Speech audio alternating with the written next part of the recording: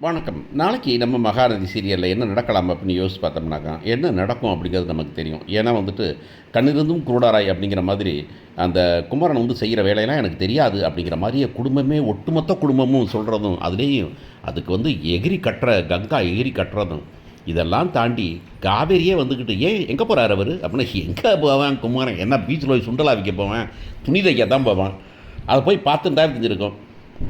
நான் கூட நினச்சேன், ஒரு வேளை வந்துட்டு பைக்கில் கூட்டி போறாரோ அப்படின்னு. தெரியல, என்னன்னு தெரியல. ஆனால் வளைகாப்பு நாளைக்கு. ஸோ வளைகாப்புனாக்கா நைட்டு பூரா வேலை பார்த்துட்டு, காலைல வந்து குளிச்சுட்டு வந்து வளைகாப்புக்கு வருவார் அப்படின்னு தெரியும். அப்பயும் லேட்டாக வராரு அப்படின்னு அந்த பொண்ணு திட்டும். "இன்னும் ப்ளவுஸ் வரலையா?" அப்படின்னு திட்டும். திட்டினோன்னே வந்து, "காவேரி வந்துருவாருக்கா" அப்படின்னு ஃபோனை பண்ணால் ஃபோன் எடுக்க மாட்டார். "ப்ளவுஸை கொண்டாந்துருவோம்" அப்படின்னு கொண்டு வருவார்.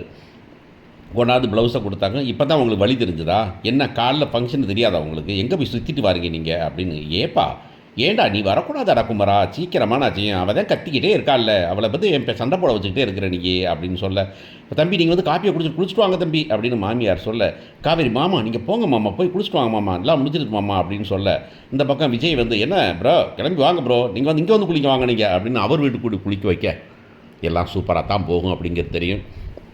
குளிச்சுட்டு எல்லாம் சூப்பராக ட்ரெஸ் பண்ணிட்டு வருவாங்க. நம்பாலும் ரொம்ப சூப்பராக ட்ரெஸ் பண்ணிட்டு வருவார்.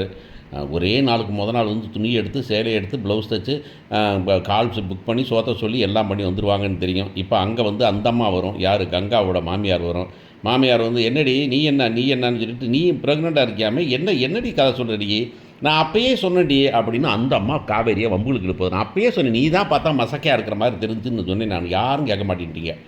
எல்லாம் பொய்யா புழுவுற ஆளுங்க அந்த குடும்பத்தில்" அப்படின்னு சொல்ல போகுது. கடைசியாக எல்லாம் பண்ணி வந்து வைக்கும்போது, எல்லாம் ஃபங்க்ஷன் முடிகிற டைமில் வந்துக்கிட்டு, இந்த பக்கம் உட்கார வச்சு, சேரில் உட்கார வச்சு குங்குமம் வைக்க போனால், படக்குன்னு கீழே விழுவ போகிறார் குமரன். எல்லோரும் ஷாக்காக போகிறாங்க. கங்காவுக்கு உண்மை தெரிய போகுது.